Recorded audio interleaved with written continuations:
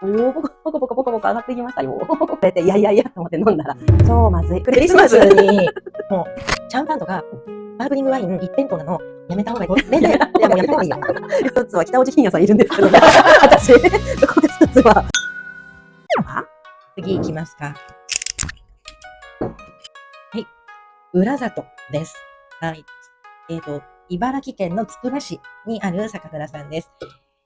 茨城県内で流通している、銘柄は桐つくばでおなじみなところなんですが、今、息子さんが杜氏をやられておりまして、息子さんが、輸出設計して出したブランドは浦里。そして、浦里は東京都内でもたくさん買えるところがあります。これって中、720ですか？ボトルの形からすると、もうちょっと入ってるのかなと思ってたんですけど。本当ですね。なんだワインボトルを使っているので、表記では720になってますが、もうちょっと入ってそうな感じもしますね。ここがちょっと高くて、なんか意味があるんですかね、この瓶を使う。そうなんですよ。この桐つくば、浦里、どちらも必ずこのワインボトル、4、5瓶の場合はワインボトルを使うということになっているんですが、お隣と比べてもらってわかると思うんですが、ラベル大きくないですかね。肩がここにあるので、ここまで大きく平面のラベルが貼れるんです。で、このもともと桐つくばというブランドの時に、筑波山の絵画がラベルになってたんですね。なので、できるだけ広い面積でこの筑波山の絵画を出したいということで選ばれたのがこちらのボトル。で、そのままの、こちらの蔵の特性として、ワインボトルを今も使っているよということなんですけれども、名前も大きくかけていいですね。目立つし。この、浦里の特徴的なところとしては、小川酵母を使うというところに徹してるんです。小川酵母って何ですか？お酒を発酵させるのに使う酵母ありますよね。で、日本醸造協会が出してる協会1号、協会6号とか、9号酵母とか聞いたことありますよね。はい。そういった中で、協会10号の元となった茨城県の水戸にあります、明理種類さんが開発した明理小川酵母というのがありまして、それをずっと使い続けているんです。他の酵母はあまり理由がない限りは使わない。基本的には桐つくばも浦里ブランドもどちらもこの小川酵母を使うという、ポリシーがあるんです。この小川酵母ってどういった特徴がある酵母なんですか？小川酵母は、酢酸イソアミルという方のフルーティーさがしっかりと出て、そして酸が低く抑えられるという酵母なんです。フルーティーな香りの2つの成分としてカプロン酸エチルと酢酸イソアミルがありますよって習いましたよね。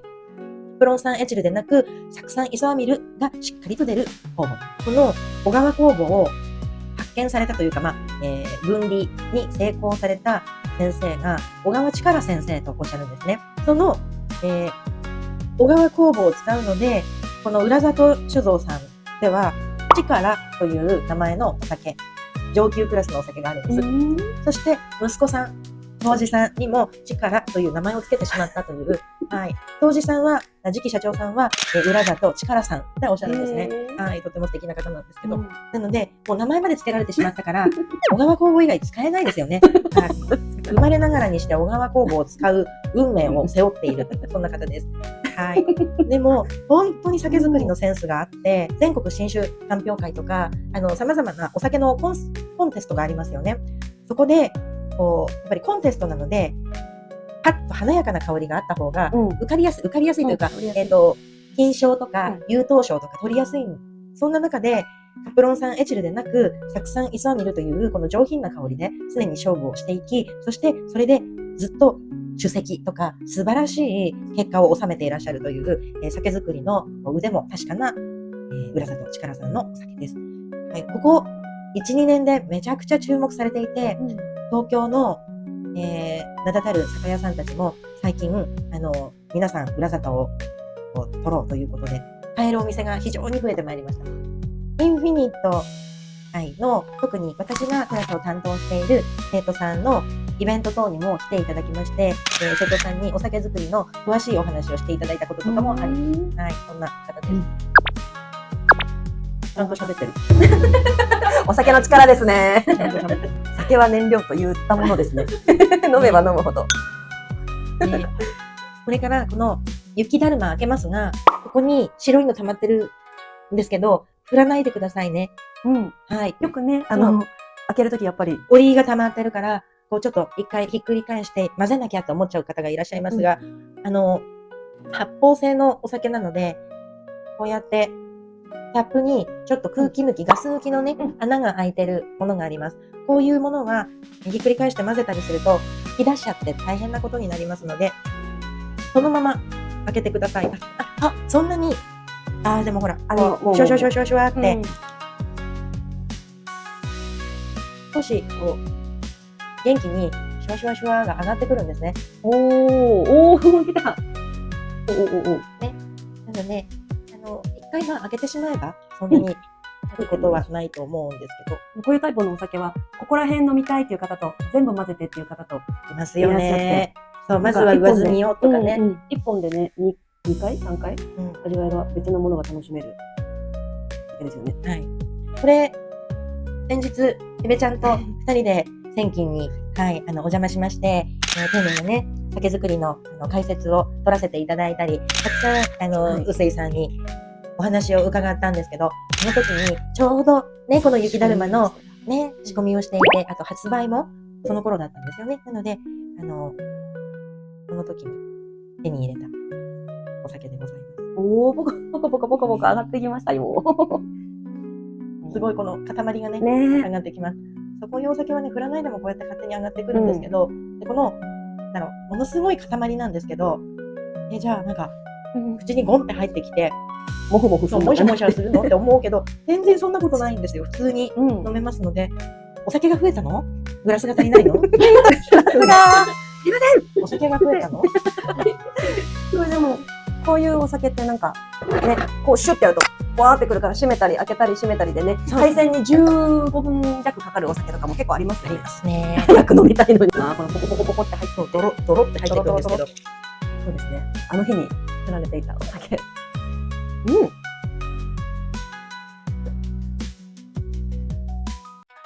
大人のカルピスソーダです。すごい今同じことや大人の乳酸菌飲料。すっごいガス感。チリチリチリチリ。冬が来たなと思いますね。思う。美味しいです。これは、見た目からするとこんなにポップで可愛らしいので、なんか、さぞや甘いのかと思いそうですが、とてもドライなお酒です。本当にこう、カルピス乳酸菌飲料を思わせるような香りと、このシュワシュワピチピチとしたこのガスのあるテクスチャーで入っていて、で、甘さはドーンと広がらずに、結構キリッとドライな方向に行くんですよね。で、スッと消えていくので、なんて言うんでしょうね。くどくないというか、お米の旨味、まろやかさっていうのがトップにあって、そこからこう、本当にすっきりと口の中をさせてくれる感じがあるので、重たくない。それこそ、フライドチキンと合わせたい。なんかもうなんかクリスマスに、フライドチキン食べるときに、みんな、もう、シャンパンとか、スパークリングワイン一辺倒なの、やめた方がいい。これで、いやもうやめた方がいいよ、本当。だって、こっちの方が合うかも。なんだろう、シャンパンもいいんですよ。なんだけど、鶏の揚げ物の油とこのガス感の爽やかさが、シャンパンとはまた違ったペアリングができて、あれもね、衣も食べてても中でやっぱジューシーじゃないですか。という時に、この鶏の旨味とこの米の旨味が合っていくと、いや、クリスマスですね、これ。クリスマスですね。クリスマスですね。こたつ入りながら飲んでいただいてもいいし、おせちでももう本当にいいと思いますし。こたつとみかん。美味しい。これも本当に食中酒ですね。単体で飲むよりもお食事に合わせた方がよくって、で、感覚としては、お煮しめみたいな和風より、フライドチキンとか、洋風ね、おせちに入ってるローストビーフとか、こっちがいいよね。おかんの時間がやってまいりました。これだけ一生日なんですけどね。香川県の喜び外人という変わった名前ですよね。はい、喜び外人と読みます。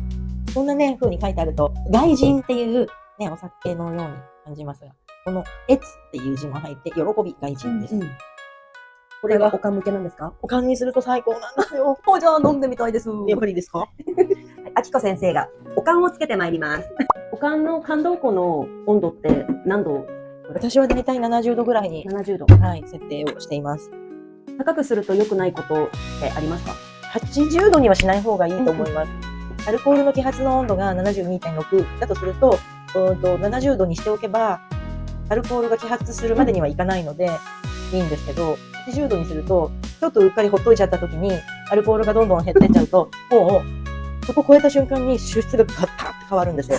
全くダメなお酒になる。それ私、お店でやってしまったことがあって、常連さんなんですけど、いつもおかんを頼むから、頼まれたらすぐ出せるようにという、勝手なサービス精神で、早めにチロリの中に日本酒入れといたんですよ。そしたらそのお客さん、思いのほか、いつもこのタイミングで飲むのに、が、ちょっと遅れちゃったんですよ。だけど私の中でもう噛んできてると思ってたから、頼まれたタイミングで出したら、まーちゃんこれ、日本酒出してるって言われたことがあって。そうなんだよね。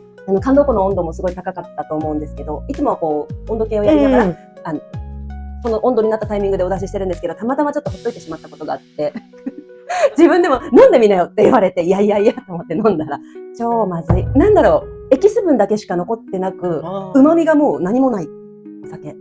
何飲んでんだろうと思っちゃった。でも常連さんだったから本当に、よかったっていうのもよくないんですけど、ジャキコさんの缶大好き。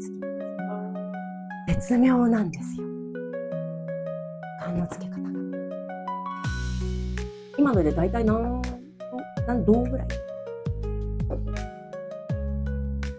これで大体47、8で、今ついで45とか、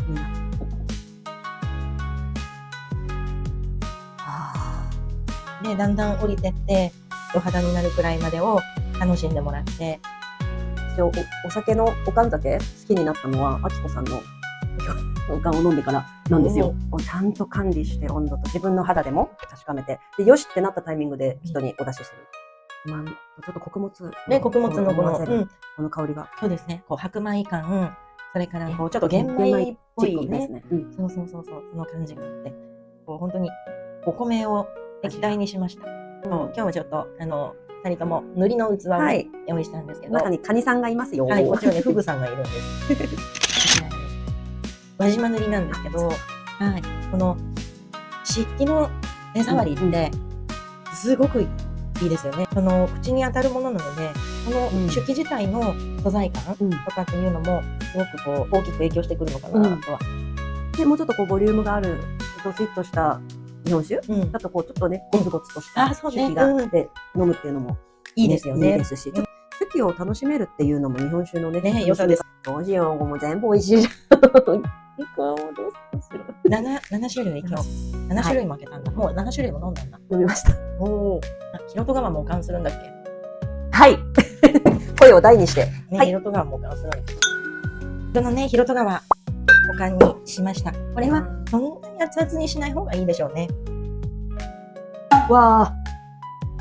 さっきとはまた違った甘みが、こうお米の甘みがふっくらして感じられます。これが今多分42、3度の温度なので、一番甘さが膨らむ温度帯なんですね。なので、この冷たくして飲んだ時よりも、より甘さがわーっと。この室温の色と川と感ではちょっと甘みが違いますね。よりまろやかになっている。ほっこほこ。ほっこほこ。こっちはね、どちらかというと糖分を感じる甘み。白米をずっと噛んでる時の甘み。甘みは増えてるというか、感じやすいっていうだけなんですよね。両方いいなぁ。両方いいですね。はい。またこうちょっと別の表情が出ますよね。ここがまた日本酒の面白いところでいいところですよね。あったりしますね。温度帯、幅広い温度帯で。やめちゃん的にどのお酒が一番好きですか？いやだ、もうちょっと全部美味しいけど、ちょっともういいですか？少々お待ちください。何基準でいきます？何基準？なんか私の中ですごい意外だった。なんだろう。動画出て意外性。なんだろうな。丸いんですよね。全部飲みやすいんですけど、これが一番私が飲みやすいと感じるお酒ですね。引っかかるところ一つもないですもんね。ないんです。のはこっちです。なんですけど、こっちの方がもうちょっと輪郭はある。ずっと飲み続けてた時に、やっぱちょっと後味の渋みとか苦みが気になってきちゃう時があって、それがこの中で特にない、ほとんどないんですよ。飲み終わりがすごい綺麗にさっぱりと終わっていく感じがするの。でもね、全部美味しい。だから決められないですね、これ。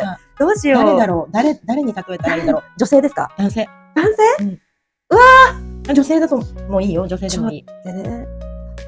そう、いたな、なんかうちのお客さんで、これはめっちゃ金髪のお坊主様みたいなキラキラしたイケメンですねとか、あと、なんか飲んだ瞬間、出た第一魔王って言ったり、あ、これ完全に七尾じゃないですかとか、そういう人いたよ。なんかね、品がありますね。包み込まれる。優しさと品ですね。品。いや、お美しい。包容力。吉永小百合さんかなとも思ったんですけど。その違いはありますよね。ある。そっか、人に例えてみるのも面白いですね。でも今日のお酒はね、ウェイっていう人はいないかな。なんか奇抜な人はいない。そうですね、皆さん、人間性も伴ってる演技力、人間性が全て兼ね揃えた俳優さんばかりなイメージのお酒ですね。だからどこか一つは北尾路欣也さんいるんですけど、私どこか一つはね、一本選ぶのもすごい難しいとともに、じゃあこれ一本持ってこうとか、どなたかに差し上げたいっていう時に、ここの中からあげたいと思うお酒ばっかりです。でもね、本当そうですよね。参考になりますね。人がうちに来る。ね、で、お食事に合わせて美味しいお酒を出してあげたいなっていう時は、例えばもう本当にこの広戸川とかあれば、どんなお料理にもね、いけるし、どんな、層にもいけるしっていう、すごいこのオールマイティーさがあるんですけど、で、若い女の子とかが来てくれて、最近日本酒はちょっと飲み始めるようになったんだけど、ってなったらこれですよね。この入り口っていうのはやっぱり難しいものであってほしくないし、飲みにくいものであってほしくないから、やっぱりそう考えると、このね、はいからかな。美味しいの。一口目から美味しいですもん、これ。戻っても美味しい。結局戻るのよ。おかんまで飲んでまた戻っても、ね、時間が経つとちょっと味ってとか香りってもっときつくなる時あるじゃないですか。それがね、ないの。戻っても美味しいし、温度が上がっても美味しい。全部美味しいじゃん。なんか、お寿司屋さんで、これから、お寿司会やります。一本持ってきてくださいって言われたら、せーの。やっぱりね。そうだね。絶対そう。なんだろう、お寿司の白身もそうですけど、赤身独特の、ちょっと、肉々しさに負けない。カツオとかでも全然いけちゃいますね。そうなんです。今、まさにカツオ頭で泳いでました。泳いでた。カツオとマグロが泳いでました。なんだろうな、やっぱこれは一番、ボリュームがあるかな。寄り添える。寄り添えるし、カツオのたたきに添えられてる、例えばニンニクスライスがあったとしても負けないし、そうね。香りが強い薬味がとか、ネギ大葉が来ても負けない。そして自分の口の中が臭くならない。ちょっとフルーティーなのにニンニクと赤身のお魚食べちゃうとちょっと自己発生しましたみたいになる時があるんですけど、これはお魚にすっごく合いそうですよね。ちょっとフレンチとかお肉料理にもこれ合いそうな気がします。へしこと一緒に食べたい。そうね。へしこちょびちびちをつまみながら、くにゃくにゃと噛んで旨味を出しながら、これやって流し込むな。そう、流し込む、それが言いたかった。本当一言で言うと、上手に作ってたって感じです。たまたまできちゃったとかではなくて、きちんとその最初の段階から設計して作られたっていうのがもう分かる、この細部までバランスの取れた感じっていうところですよね。ここが共通してますね。ですね、皆さん瓶で見えないかもしれませんけれども、あきこ先生のグラスはほぼほぼ空でございます。空だね。本当だ。なんか喉の調子が悪くてパサパサした声をしてるんですけど。消毒しています。血管が開いていい声が出る。7本シーン。7本シーン。これちょっとシリーズ化してみてもいいかもしれないですね。夏酒縛りとか、春のお酒とか、冷やおろしとか。今日ご紹介した7本はどれも本当におすすめなので、もし見かけたらぜひ手に取っていただくことをおすすめいたしますね。そうですね。そうですね。このテンキーさんはシーズンによって出すお酒が違ってきますので、冬場しか手に入りません。プラザットは純米大吟醸、今日はご用意してますけど、純米吟醸純米と、ちょっとスペックの違うものがございますが、比較的どれかは手に入るのではないかと思います。はいね、どれを飲んでいただいても本当に美味しいです。平戸川の特別純米は、これはもうオールシーズンに向けて作っているものなので、比較的手に入りやすいお酒なので、こんなに美味しいのにいつでも手に入るなんて最高ですね。最高ですね。そしてこの定山は、うん船場初詰めという名前だけあって、この酒造りが始まった、新酒の時期だけのものになりますので、今だけのお酒です。このコーズルさんも、昨年から、酒造り再開されまして、この純米スペックは比較的いつでも手に入るんじゃないかと思います。で、里ヶ浜さん、これね、どうなんでしょうね。このハイカラとモノクロと2種類、この若手のチャレンジタンクじゃないですけど、作っていて、そんなに見かけないかな。これは通年商品です。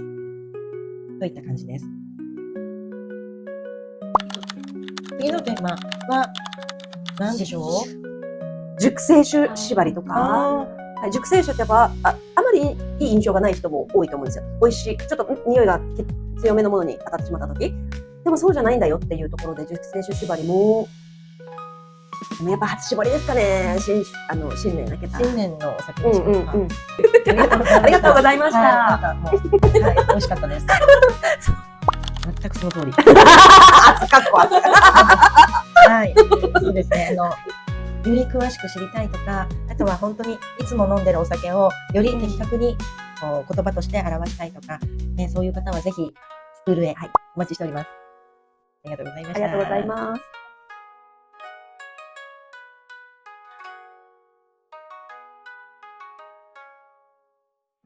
す。